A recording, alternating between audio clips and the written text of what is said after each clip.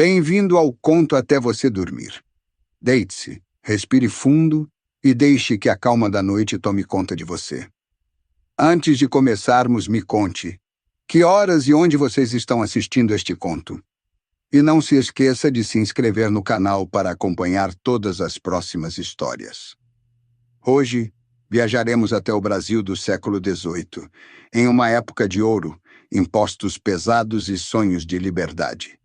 É nesse cenário que surge um dos movimentos mais marcantes da nossa história: a Inconfidência Mineira.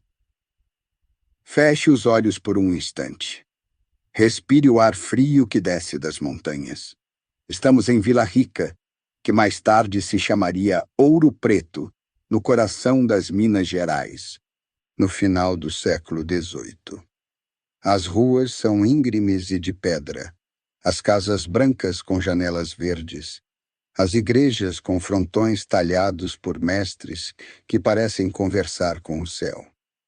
O cheiro de lenha queimada se mistura ao perfume do ouro fundido nas oficinas.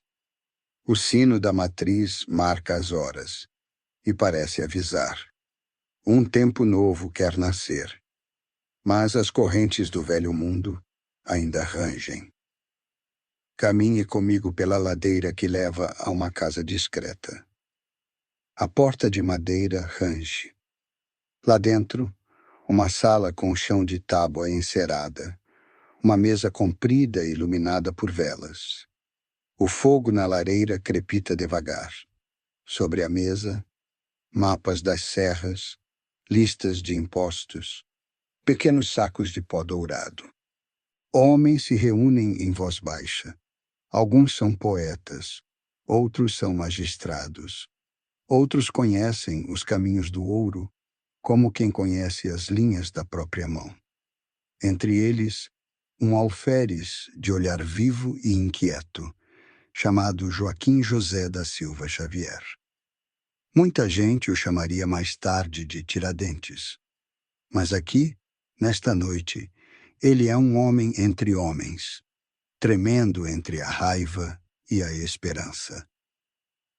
Antes de nos sentarmos com eles, precisamos entender o peso que está nas paredes.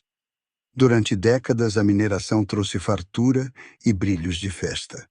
Mas o ouro já não corre como antes. As minas se esgotam, o trabalho é mais duro e, mesmo assim, o fisco não esquece. A coroa exige o quinto, aquela terça parte? Não, aquela quinta parte. Um quinto de tudo que se tira da terra, e ainda mais. Quando a arrecadação não atinge o esperado, ordena-se a derrama, uma cobrança forçada que invadiria casas, reviraria baús e humilharia quem não pudesse pagar. Imagine a notícia correndo pelas ruas. A derrama está marcada. A palavra derrama cai como pedra em lagoa serena, fazendo ondas que quebram portas por dentro. Entre os homens reunidos naquela mesa, há nomes que o vento da história tenta guardar. Cláudio Manuel da Costa, poeta e advogado, fala com a calma de quem conhece livros e labirintos da lei. Tomás Antônio Gonzaga, magistrado e poeta, aquele que escreveria versos de amor como quem desenha pontes sobre abismos. Inácio José de Alvarenga Peixoto, que canta e planeja. José Álvares Maciel, que trouxe de terras distantes ideias de liberdade e de máquinas que um dia fariam o mundo andar com mais força. Eles conversam sobre livros de filósofos que falam de direitos naturais, sobre o que viram ou ouviram dos rebeldes que desafiaram reis do outro lado do mar. É uma conversa sussurrada, mas ardente, como brasa coberta por cinza. Agora, aproxime-se da mesa. Sinta o calor das velas e o cheiro do pergaminho. Uma mão segura uma pena. Outra desenha um triângulo simples. 3 linhas que se encontram e se sustentam, como se cada lado dissesse aos outros: Sem mim, você cai. Esta figura, que parece apenas um rabisco, um dia se tornaria bandeira. E as palavras que passeiam pela boca de quem escreve são de um latim que atravessa séculos. Liberdade, ainda que tardia. Eles sonham com uma terra governada por suas próprias decisões, com escolas que formem engenheiros e doutores, com um comércio que não precise pedir licença a navios estrangeiros de uma só bandeira, com uma justiça que não se dobre ao peso do ouro. Mas sonhos, quando nascem em quartos fechados, precisam medir cada passo como quem pisa sobre gelo. Que fazer com a escravidão, que sustenta a riqueza e, ao mesmo tempo, a envenena por dentro? Alguns hesitam. Outros defendem a liberdade gradual. O alferes, inquieto, fala de direitos como quem fala de água para a sede. As vozes se cruzam. Não há acordo pleno. Mesmo assim, há um ponto de encontro. A derrama, aquela sombra próxima, não pode cair. O dia em que a derrama for decretada seria o dia do levante. Sinos tocariam, tropas se dispersariam, a cidade respiraria um ar novo. É um plano que depende de segredo, de timing e de coragem. Saímos da sala e caminhamos pela rua onde tropeiros passam sob a noite. Há lamparinas nos batentes das casas e vozes que cantam modinhas ao longe. Um escravizado carrega nas costas um saco de minério, e seu passo pesado marca o compasso de uma economia que ainda bate com força antiga. As mãos que puxam o ouro da pedra raramente tocam a liberdade. É importante não esquecer isso. Quando falamos de ideias elevadas, há sempre alguém segurando o corpo do mundo com as próprias costas. Avançamos no tempo. A notícia corre. A derrama poderá acontecer. Sobe o rumor de que o governador, homem de confiança da coroa, querido pelo poder de recolher o que falta, prepara a mão para bater.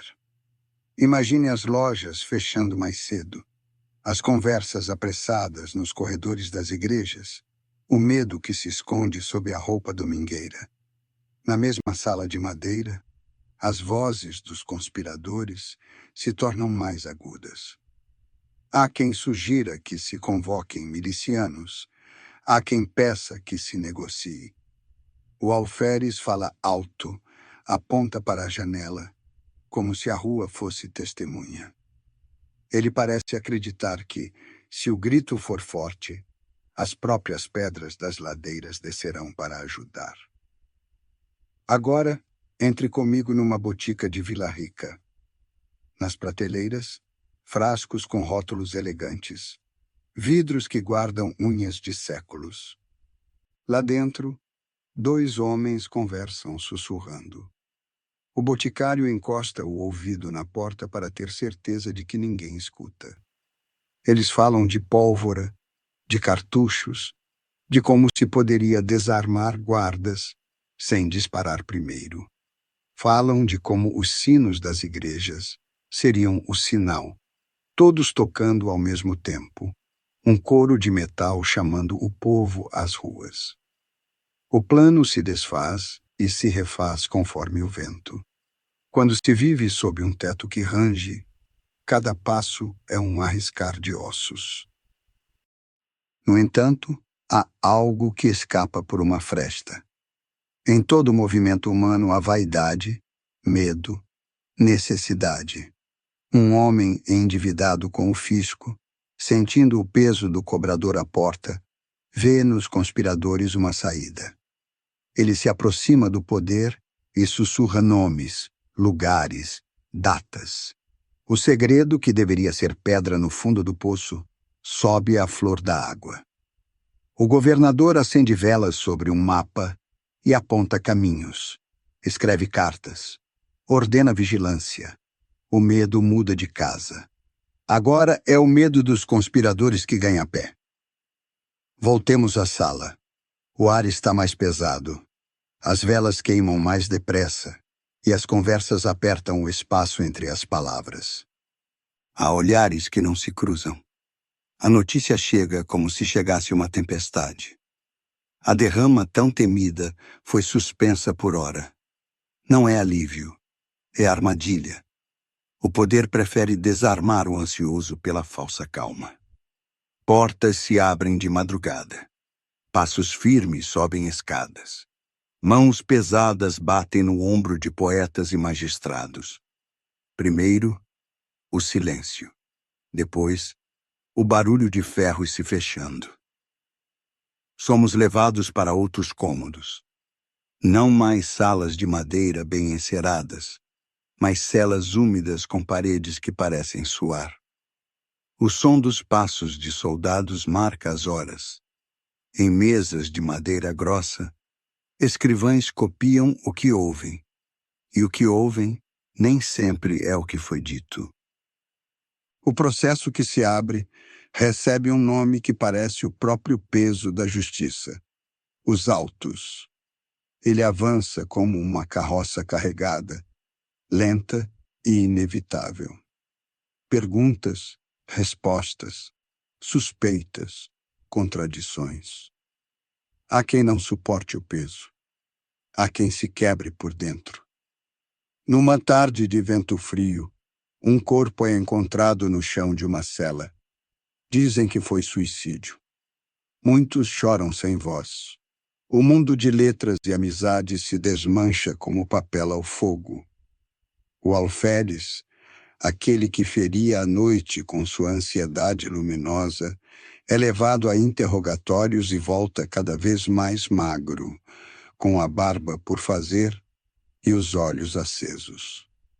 Ele fala de responsabilidade, assume culpas que outros não assumem. Porque para ele o sonho era uma chama que queimava sem pedir licença. Do lado de fora, a vida segue, como sempre segue quando a história dá um salto que muitos não veem. Vamos até a capital do vice-reino, onde a justiça da coroa se exibe como espada polida. Em grandes salões, com janelas altas, um tribunal considera, reconsidera, lê, relê papéis carimbados, depoimentos, listas, cartas, promessas. É um teatro com atores que vestem sedas e luto. E no centro, a figura do alferes parece crescer, não pela roupa, mas pelo que diz e pelo que os outros deixam de dizer. O veredito vem pesado. Para muitos, degredo. Para um, a pena final. Agora, respire fundo e caminhe comigo até a praça onde os passos ecoam. É manhã. Há gente nas janelas. Há murmúrios que sobem de muitas bocas. Um palanque de madeira ergue-se como um altar às avessas. O homem que sobe degrau por degrau olha a cidade com olhos que parecem ter visto dois mundos. Dizem que aprendeu a sereno as últimas palavras que ainda ardem como brasa. A causa é justa. Em 1792, numa manhã que se fez tarde e noite em muitas almas, ele encontrou o fim diante de quem veio para ver. Depois, seu corpo foi esquartejado e sua cabeça levada para a terra onde tudo começara, exposta para ensinar pelo medo. Contam que dias depois, essa cabeça desapareceu. Alguém a levou.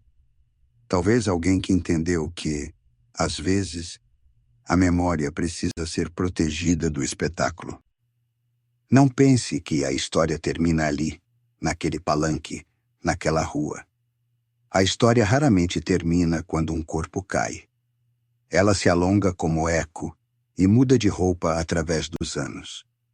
As vozes que sussurraram liberdade naquele quarto de madeira atravessaram o tempo, e muita gente que não podia falar começou a sonhar.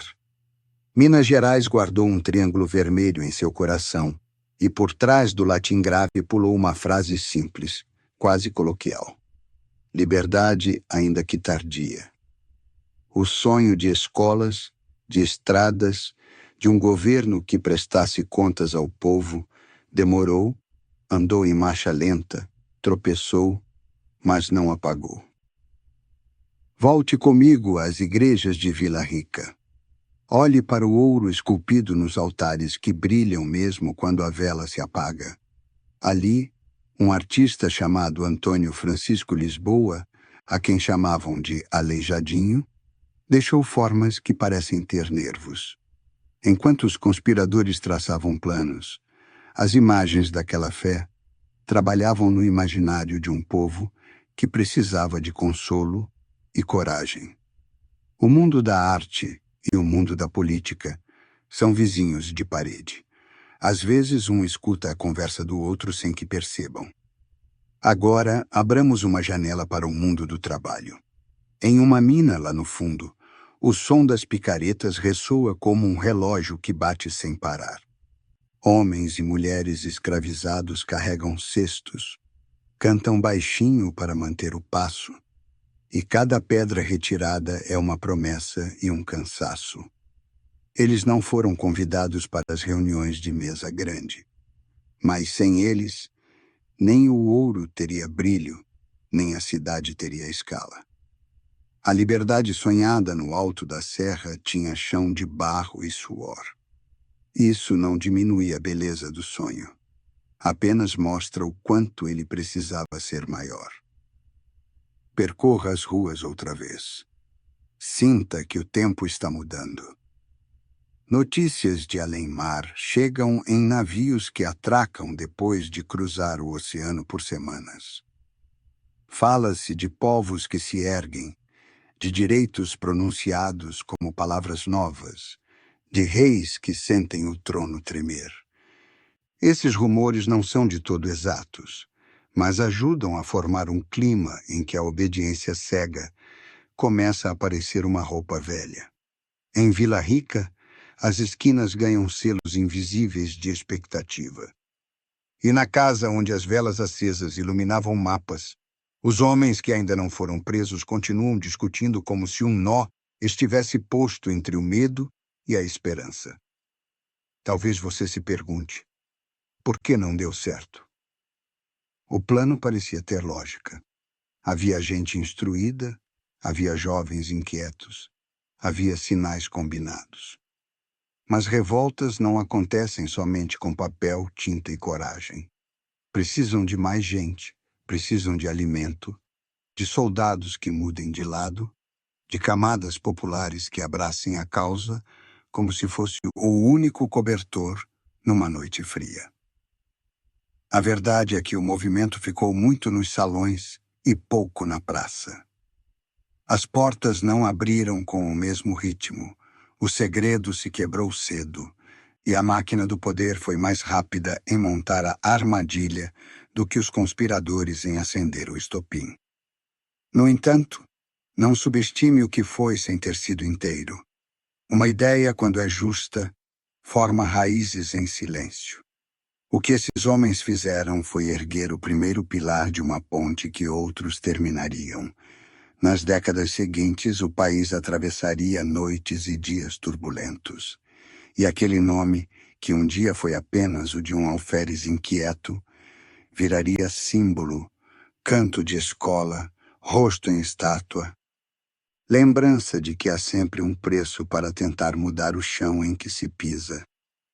Em muitas cidades, as crianças aprenderiam o que aconteceu naquele dia, e o Triângulo Vermelho passaria a tremular, não como ameaça, mas como promessa. Voltemos mais uma vez àquela sala imaginária, não para romantizar o que houve, mas para entender. A mesa de madeira ainda está lá. As velas acabaram, mas o cheiro de cera ficou no ar. Nas paredes, a sombra dos homens que discutiram ainda se mistura à fumaça da lareira. É possível que, em certos momentos, eles tenham sentido medo. É possível que tenham discordado com aspereza. É possível que alguns tenham pensado mais nos próprios negócios do que no bem comum. Este é o mundo como ele é. E mesmo assim, eles desenharam no papel um triângulo e disseram palavras que a cidade ainda repete. Isso também é o mundo como ele pode ser. Vamos caminhar até a beira do rio que corta a região. A água passa, curva, insiste. Cada gota parece dizer que ninguém atravessa duas vezes o mesmo leito. Ainda assim, há um reconhecimento, como se o rio fosse velho conhecido, apesar de sempre novo. Assim é a história. O rio que passava sob as pontes de Vila Rica, no tempo em que o ouro era senhor e o imposto fazia tremer as janelas, não é o mesmo rio de hoje. Mas, quando olhamos por alguns minutos, reconhecemos no brilho da água um traço antigo. A vontade de mandar na própria vida. O desejo de aprender e de construir. A recusa ao abuso vestido de lei. Agora, deixemos por um momento as figuras mais famosas e escutemos vozes que quase nunca aparecem. Uma mulher prepara o jantar numa cozinha escura. O marido, oficial da milícia, prometeu chegar cedo, mas a cidade está em rumor. Ela pergunta à vizinha se ouviu falar da derrama. A vizinha diz que ouviu, mas que talvez não se cumpra. O filho pergunta o que é derrama. A mãe explica do jeito que sabe. É quando tomam o que a casa não pode dar. No canto do cômodo, um escravizado ouve e pensa em outro tipo de derrama, a derrama de sua própria liberdade que nunca chegou. Essas vozes, somadas, dizem tanto quanto um decreto escrito em tinta preta. Em outra rua, um estudante de leis passa os dedos por um livro clandestino. Ele lê devagar, porque cada frase parece ter sido escondida dentro de outra frase. Ali se fala de poder que nasce do povo. Ele fecha o livro por um instante, escuta o sino lá fora e jura para si mesmo que verá o dia em que as cidades mandarão em si. Talvez ele não veja. Talvez sejam seus netos. A cadeia do tempo é feita de elos que cada mão consegue forjar. Voltemos à figura do alferes, não como mártir intocável, mas como homem de carne e osso. Ele tinha pressa. Às vezes, a pressa é defeito. Outras vezes, é virtude decisiva. Ele batia à porta das casas, pedia armas, pedia adesão, pedia fé. Era exagerado, dizem alguns. Mas onde falta esperança ordenada, o exagero vira chama.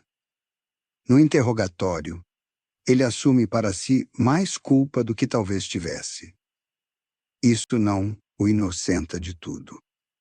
Isso apenas o humaniza e explica por que seu nome acabou carregando a memória de tantos outros. Sobre a bandeira, é bom que você a veja com os olhos da mente. Um campo branco. No centro, o triângulo em vermelho.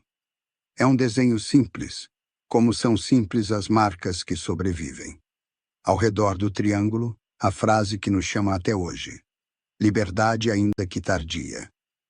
Não é um grito grandioso. É uma confissão de urgência calma.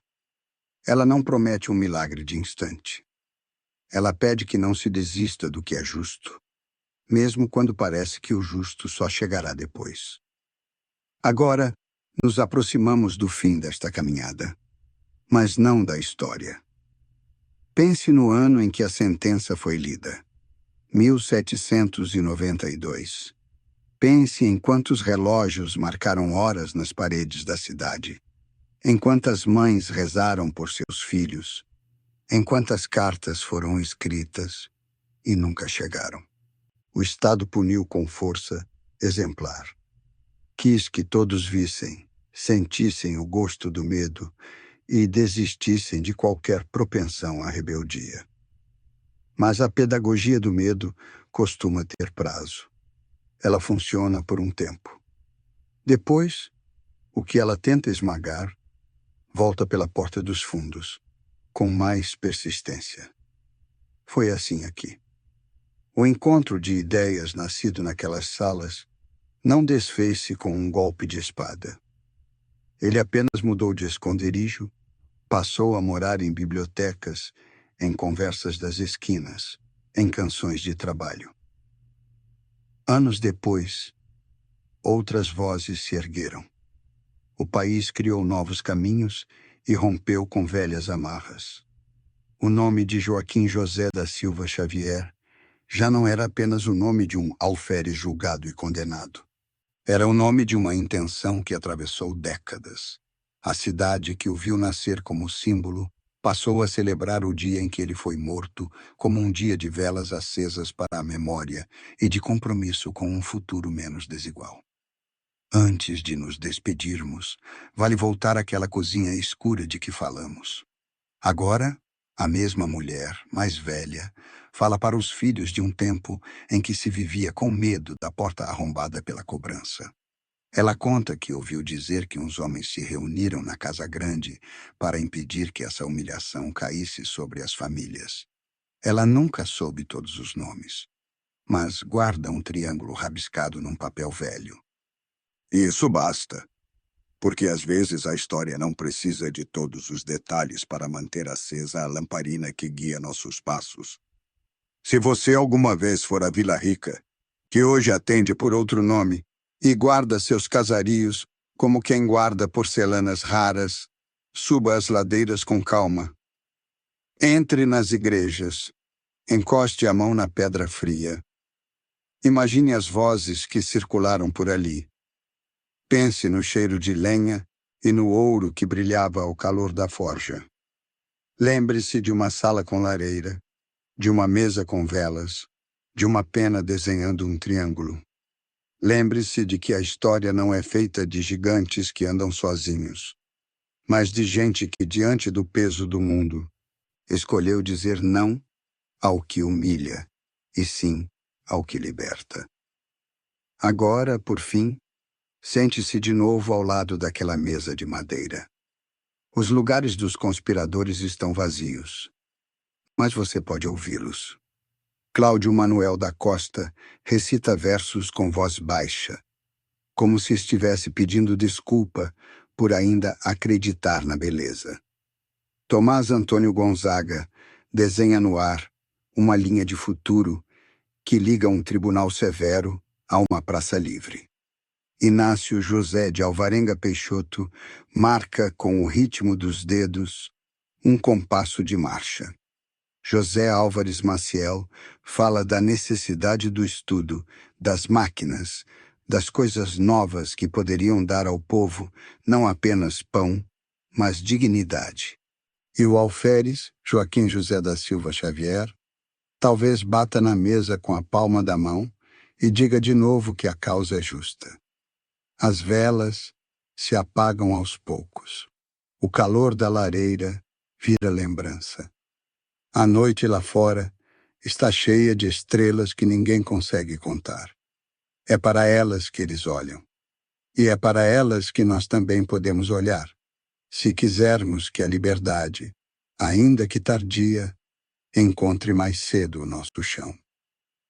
A Inconfidência Mineira não foi um gesto isolado, um relâmpago que brilhou e sumiu. Foi uma reza e um juramento. Foi a tentativa do impossível naquele momento e a abertura do possível para o amanhã. Quando a palavra derrama ameaçou transformar casa em trincheira, houve quem respondesse com um projeto de país. Esse projeto, mal nascido, torto, incompleto, nos chama ainda hoje a completar o desenho.